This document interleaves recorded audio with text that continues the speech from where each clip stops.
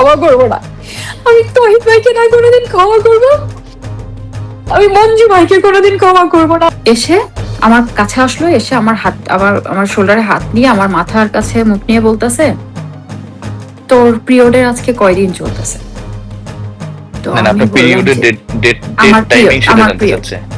না, date timing না, কয় দিন চলতেছে এটা ডিরেক্ট জানতে চাচ্ছে, কারণ তার কাছে আচ্ছা অলরেডি ইনফরমেশন আছে। এতদিন পিরিয়ড থাকে নাকি কারোর? আর পিরিয়ড শেষ হলে বলিস, আচ্ছা আমার দিকটাও তো দেখতে হবে তো, তাই না? আমি যখন ডাকবো চলে আসিস। কি করতেছে? আমার পা চলতেছে না। আমি ওইখানে যে আমি কি আনসার করবো এই লোকটাকে? এই লিস্টে রিজিও সুরাইয়া পাওয়া আছে, এই লিস্টে আমার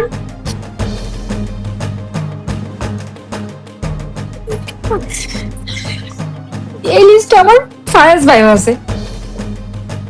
এরা পুরো আমার ক্যারিয়ারটা সব ধ্বংস করে দিলে।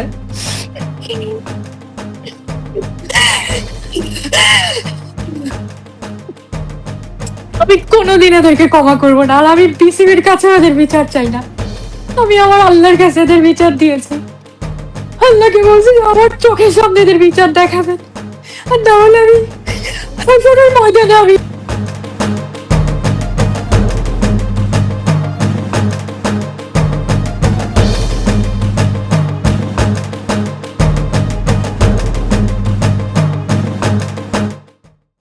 I faced several times, not once. I faced মানে several এটা times, এটা কি এটা কি and আপনার টিমের ভেতরের লোকজনই এটার সাথে ইনভলভ ছিলেন? definitely হয় না যে আমরা যখন টিমের সাথে ইনভলভ হুম, থাকি জি তখন কিন্তু আমরা চাইলেও অনেক কিছু কথা বলতে পারি না। আর যখন এটা আসে হচ্ছে আপনার ব্রেড অ্যান্ড বাটার, জি যখন আপনাকে দু চারজন মানুষ চিনছে, তখন আপনি চাইলেও কিন্তু অনেক কিছু বলতে পারবেন না বা প্রোটেস্ট করতে পারবেন না।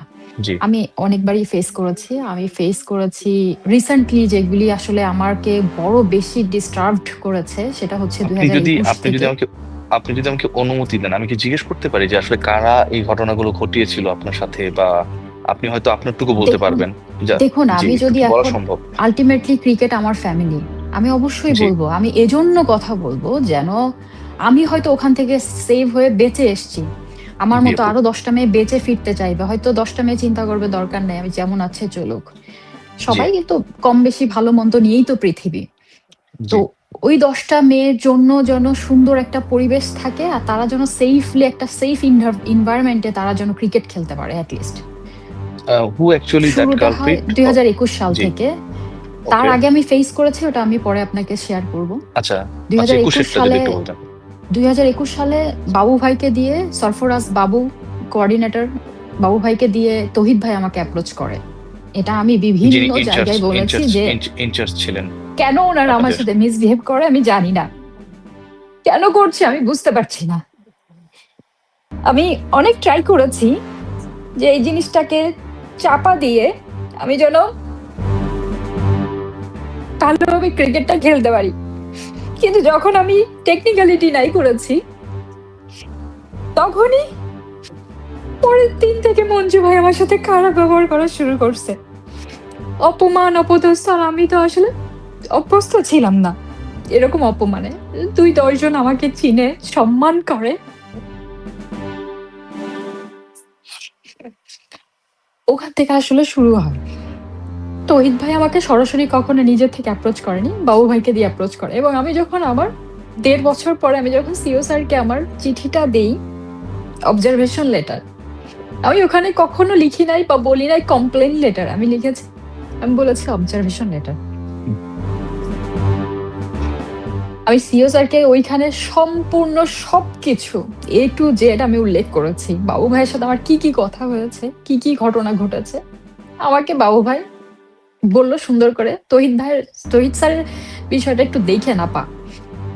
তা আমি বলেছিলাম যে ওনার বিষয়ে আমার দেখার কি আছে, উনি জাস্ট ইনচার্জ, উনি আমাদের এখানে নতুন দায়িত্বে এসছে, ওনার ব্যাপার কি দেখার কি আছে? উনি হচ্ছে সর্বসের্বা এখন, উনি হচ্ছে চেয়ারম্যানের পরের পোস্টে আছেন, ওনার দিক আমার দেখার কি আছে? আমি ঠিক এভাবে টেকনিক্যালি অ্যাভয়েড করে গেছি যে আমি বুঝতেই পারি নাই প্রপোজাল। আমি এরপরে এই অন্য কেউ? ডিটেলস এজন্য বলছি যে এরপরে জি কোনো মেয়ে যদি ডিল করে তো তারা এভাবেও ডিল করতে পারবে। এই গেল ও- মঞ্জু ভাইয়ের তারপর বিহেভ শুরু হইলো। এইবার সেকেন্ড প্রপোজাল পাইলাম আমি মঞ্জু ভাইয়ের কাছ থেকে 2022-এর ওয়ার্ল্ড কাপে। মঞ্জুরুল ইসলামের কথা বলছেন, সাবেক পেসার, মঞ্জুরুল আপনাদের ইসলাম ম্যানেজার। মঞ্জু, উনি হচ্ছে সিলেক্টর ম্যানেজার ছিল আমাদের। আমার জি। কাছে মনে হলো যে 1.5 বছরে আমার সাথে ঘটে যাওয়া ঘটনা আমার বিসিবি কে জানানো উচিত। জানাবো কাকে? আমার ফ্যামিলি যে হেড, যে আমার যে ক্রিকেট ফ্যামিলির হেড নাদেল স্যার, ওনাকে 1.5 বছরে অসংখ্যবার আমি অনেকভাবে জানিয়েছি। উনি সাময়িকভাবে সলিউশন করে দিত, 1-2 দিন ঠিক হইতো মঞ্জু ভাই, পরে আবার যা তাই। আমি সিও আপনাকে স্যারকে অ্যাপ্রোচ পর্যন্ত করেছিল, জানিয়েছি। আপনাকে অ্যাপ্রোচ করেছিল কিভাবে জানার এরপরে আছে? অ্যাপ্রোচ করেছে। এটা কি আমি নিউজিল্যান্ডে? ওয়ার্ল্ড কাপে গেলাম, হ্যাঁ নিউজিল্যান্ডে। আমি ওয়ার্ল্ড কাপে গেলাম, জি। যাওয়ার পর ওখানে আমাদের প্রি ক্যাম্প হওয়ার কথা ছিল এবং প্রি ক্যাম্প হলো। 5ম দিন বা 6ষ্ঠ দিন, আমার এক্স্যাক্টলি টাইম মনে নেই, 5ম বা 6ষ্ঠ দিনে নেট বোলিং করছি।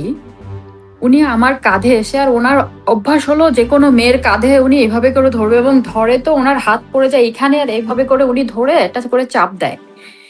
তো উনি ওভাবে শোল্ডার ধরছে, মঞ্জুরুল ইসলাম, ধরে খুব, মঞ্জুরুল ইসলাম। মঞ্জু ভাই, হ্যাঁ মঞ্জু ভাই, উনি ধরে এভাবে করে নিয়ে ওনার বুকের কাছ থেকে এভাবে করে আটকে ধরে, ওনার দিকে খুব ঠেসে নেয়, নিয়ে ওনার মুখ আমাদের কানের কাছে নিয়ে আসে। উনি তো অনেক লম্বা, কানের কাছে নিয়ে নিচু হয়ে তারপর কথা বলে। আর আচ্ছা। মাঝে মাঝে উনি যে কোনো একটা সিচুয়েশন হলে, খুশির সংবাদ বা দুঃখের সংবাদ হলে, ওনার বুকের মধ্যে আমাদের মাথা নিয়ে চেপে ধরতো। এরকম হয়তো আপনারা দেখেছেন কিনা জানি না, ওয়ার্ল্ড কাপের কিছু ম্যাচে যখন লাইনে যখন আমরা হ্যান্ডশেক করি, তখন উনি হুম। হ্যান্ডশেক বাদ দিয়ে সবাইকে ধরে ধরে ওনার বুকের মধ্যে নিয়ে নিত। আচ্ছা। তো আমরা কি করতাম, আমরা একটু দূর থেকে হাত বাড়িয়ে দিতাম যেন ওদিকে না যেতে হয়। এটা নিয়ে আমরা পেছনে আবার আতঙ্কেও থাকতাম, আবার এটা নিয়ে আমরা মজাও করতাম, ওই যে আসতেছে এখন বুকের মধ্যে নিয়ে নিবে। তো এইগুলা মেয়েদের মধ্যে কিন্তু কথা হতো। উনি আমাকে এসে আমার কাছে আসলো, এসে আমার হাত, আমার শোল্ডারে হাত দিয়ে আমার মাথার কাছে মুখ নিয়ে বলতেছে, তোর পিরিয়ডের আজকে কয়দিন চলতেছে? তো না, আমি আপনার বললাম পিরিয়ডের যে ডেট আমার টাইমিং পিরিয়ড, সেটা আমার জানতে পিরিয়ড চাচ্ছে। না, ডেট টাইমিং না, কয় দিন চলতেছে এটা ডিরেক্ট জানতে চাচ্ছে, কারণ তার কাছে আচ্ছা। অলরেডি ইনফরমেশন আছে। কারণ হচ্ছে আচ্ছা। নর্মালি এটা আইসিসি থেকেই যে ডক্টর আমাদেরকে ক্লাস নেয় বা কিছু, হুম, হুম। প্রত্যেকটা টিমের পিরিয়ড ডেট গুলি ফিজিওথেরাপিস্ট বা ডক্টররা এগুলি কালেক্ট করে, এবং প্রত্যেকটা জি। ইন্টারন্যাশনাল ওমেন্স টিম একটা অ্যাপস ব্যবহার করে এটার জন্য, যাতে মেয়েরা জি। সিকিউর থাকে, সেফ থাকে, মান্থলি সাইকেলগুলি যেন ঠিকঠাক থাকে এই জন্য। জি। তো আমাদের নর্মালি আমাদের ফিজিও এগুলি সবসময় রেকর্ড রাখতেন বা রাখেন। জি। ওনার খুব মাথা ব্যথা, being a selector, being a manager, I don't know ওনার কিসের কাজে আসে। উনি ফোর্সফুলি জিজ্ঞেস করতেন একটু ডিফারেন্ট ওয়েতে, যেটা নর্মাল না। এবং উনি সেকেন্ড ওনার কোশ্চেন ছিল, আমি যখন বললাম যে ভাইয়া 5 দিন, 5 দিন এতদিন থাকে? মানুষের তো 3-4 দিনে ঠিক হয়ে যাওয়ার কথা, তোর 5 দিন তো আরো একদিন আগে শেষ হয়ে যাওয়ার কথা। আচ্ছা।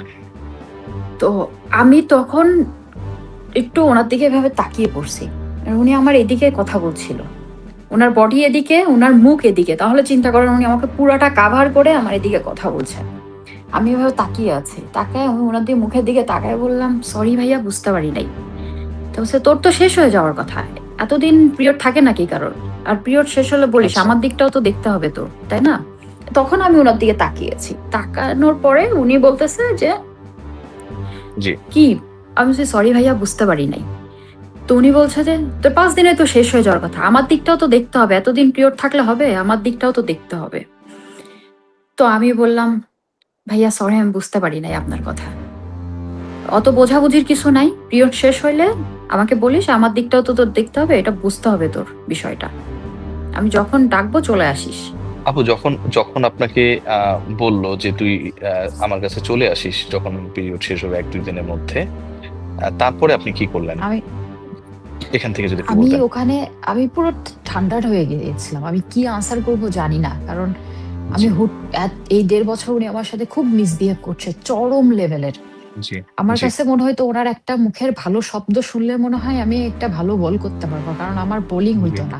এর মধ্যে উনি আমাকে প্রপোজ করেছে, করলে এখন আমি কি আনসার করব, কিভাবে আমি ডিনাই করবো? আমি ঠিক ওই ওই ফ্র্যাকশন অফ সেকেন্ডের মধ্যে আমি চিন্তা করতেছি আমি কি বলবো। এর মধ্যে আমার এক বোলার বোলিং শেষ করে ও ব্যাকও করে পারে না, আমি ওকে হাত দিয়ে সরালাম, সরো আমার টান বলে, আমি ভাই এক্সকিউজ মি বলে আমি বোলিং শুরু করলাম। আমি বোলিং শেষ করে আমি আর ব্যাক করতে পারছি না, আমার পা ভারী হুম। হয়ে আসছে। আমি জি বলতেছি আমি কি করতেছি, আমার পা চলতেছে না। আমি ওইখানে যে আমি কি আনসার করবো এই লোকটাকে, আমি কি এখান থেকে সার্ভাইভ করে ফিরতে পারবো? আমার কথা হচ্ছে ভাই যার যা ইচ্ছা করো, আমাকে কেন টানতেছো এর মধ্যে? আমি ওখান থেকে কোনো রকম আসলাম, এসে আমি একটা মনে একটা ভাব দিলাম, পাশের নেটারের সাথে আমি দাঁড়ায় দাঁড়ায় কথা বলতেছি, যেন আমি ওর সাথে কেমন কোনো একটা বিষয় আলোচনা করতেছি। আমি ওখানে টাইম কিল করলাম। পরে ফিরতে ফিরতে তারপর উনি ওইখান থেকে মুভ করছে। দেন গিয়ে আস্তে আস্তে যখন কোনোভাবে আসলে আনসার পাই নাই, ফিডব্যাক পাই নাই, তারপর থেকে আবার শুরু হলো আমার সাথে মিসবিহেভ। আমি বাধ্য হয়ে আবাহনীর যে একাডেমির যে কোচ ডালিম ভাই, সে হচ্ছে নর্মাল কোচ, তাকে বললাম জি আপনি শুধু দাঁড়ায় থাকেন, আমার কাউকে লাগবে, আপনি দাঁড়ায় থাকেন। উনি আমাকে এক জি সপ্তাহ 2 সপ্তাহের মতো উনি আমাকে ট্রেনিং দিল। জি আর জি ডিকেন্স ভাই, ফয়সাল হোসেন ডিকেন্স ভাইকে তো চিনেন আপনি। জি জি জি অবশ্যই চিনি। ডিকেন্স ভাইয়ের প্রিমিয়ার লিগ চলতেছিল, উনি দেখে আমি একা একা বোলিং করতেছি, কেউ নাই জি আমার আশেপাশে। জি উনি আমার কাছে গিয়েছে, বলে কি তুই একা একা প্র্যাকটিস করতেছিস কেন, কি হয়েছে তোর, কোচ নাই হুম তোর? তা আমি বলি যে ভাইয়া নাই। তো বলতেছে যে তুই তুই প্র্যাকটিস কর, আমি আসি। তোর কয় ওভার বল করবি? 4 ওভার করবো। আচ্ছা তুই কর, আমি জি দাঁড়ায় দেখতেছি। আমি বলছি, আপনি থেকেন না, আপনাকেও মানুষ উল্টাপাল্টা কথা বলবে, ওকে আমি কি বদার হুম করি কাউকে? তো জি আমি তখন বললাম যে আপনি আমার মায়ের পেটের আপন ভাইয়ের মতো একটা কথা বলছেন, আপনি আজকে থেকে জি আমার মায়ের পেটের আপন ভাই। আমি ওনাকে এই কথা জি বলছিলাম। জি তো উনি আমাকে 4-5 দিন গাইড দিলেন। একটা ফার্স্ট জি ডিভিশনের মেয়ে, তার সাথে এরকম একটা অ্যাবিউজিং এর একটা হচ্ছিল।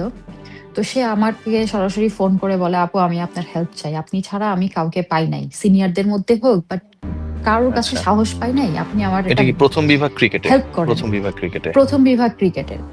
তো এটা কি জি হয়েছে, ওমেন্স উইং এর কোন একজন অফিসিয়াল, ওমেন্স উইং এর হুম রিলেটেড একটা হুম অফিসিয়াল, তিনি হুম হচ্ছেন ওই মেয়েটাকে করছিল, মানে আচ্ছা অ্যাবিউজ রিলেটেড কোন একটা ইনভলভ ছিল। আচ্ছা তো আচ্ছা ওই মেয়ে আমাকে সাহায্য চায়। তো আমি বললাম দেখো, আমি হায়ার অফিসিয়ালের সাথে কথা বলতে পারি, জি কিন্তু আমার তো প্রমাণ লাগবে, প্রমাণ ছাড়া তো আমি আপু কথা বলতে জি পারবো না। ওই মেয়েকে আমি জি কখনো ফেস টু ফেস দেখিও নাই, ফোনেই কথা হচ্ছে। তো আচ্ছা ও লাপো আচ্ছা আমার কাছে আচ্ছা প্রমাণ আছে, ভয়েস রেকর্ড, ফোন আচ্ছা ফোন কল রেকর্ড। তো আমি বললাম ঠিক আছে আপু, রেকর্ড আমাকে দাও, আমি ব্যবস্থা জি করছি কি করা যায়। তো আমি জি সেটা জি সরাসরি সিও স্যারকে, আমি একবার শুনে আমার কাছে মনে হলো হ্যাঁ এটা প্রমাণ যথেষ্ট। আমি সিও জি স্যারকে সরাসরি দেখা করে আমি ওনাকে হ্যান্ড ওভার করি, ওনাকে বলি স্যার যদি আপনাদের মনে হয় ব্যবস্থা নেওয়ার জন্য, ক্রিকেটটাকে ক্লিন এর রাখার আগে জন্য প্লিজ করবেন। জাহান আপু, এর আগে আপনি যে সিওর কাছে যে রিপোর্টটা জমা দিয়েছিলেন, আপনি বললেন জি যে জি যে সময়টা আপনারা অমিক্রনের কারণে মনে হয় কোয়ারেন্টাইনে জি ছিলেন, জি ওই সময় আপনি রিপোর্টটা রেডি করেছিলেন, ওখানে তো এই জি ঘটনাগুলো উল্লেখ ছিল যেগুলো আপনার সাথে ঘটেছে? সম্পূর্ণ ঘটনা, আমার সাথে সব যত উল্লেখ ছিল? ঘটনা ঘটে এসছে, ছোট জি খাটো খুঁটিনাটি, অফিসিয়াল, জি টাইমিং, ইয়ার, জি কি কি শব্দ জি ব্যবহার করেছে, সবকিছু। জি আপনি বুঝতেছেন না, একটা টিম মিটিং এ যখন পয়েন্ট আউট করে আপনার নামটাই ধরেই শুধু আপনাকে বাজে কথা শোনানো হবে, আপনার সম্মান তো সম্মান, মনে হবে আপনি তো গলির ক্রিকেট খেলতে আসছেন। যার এই যে তৌহিদ ভাই তো মারা গিয়েছে, আল্লাহ মাফ করুক, আমি ওনাকে কোনো দিন ক্ষমা করব না। রিয়াসাত ভাই আমি কোনোদিনও ক্ষমা করব না।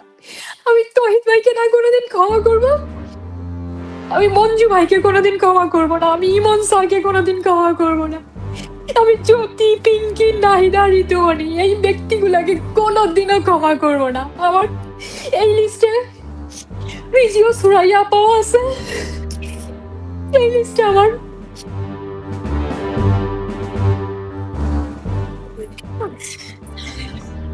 এই লিস্টে আমার ফায়াজ ভাইও আছে।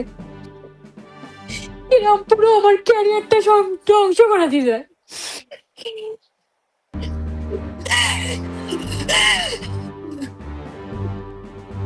আমি কোনোদিন এদেরকে ক্ষমা করব না, আর আমি বিসিবির কাছে এদের বিচার চাই না।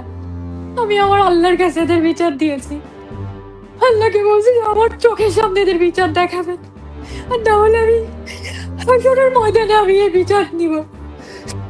দেখতে মোটামুটি হলেও কারোর খারাপ হয় না ভাইয়া, এই মানুষগুলো, তহিদ ভাইয়ের করেও তো মেয়ে আছে না, মঞ্জু ভাইয়েরও একটা মেয়ে আছে।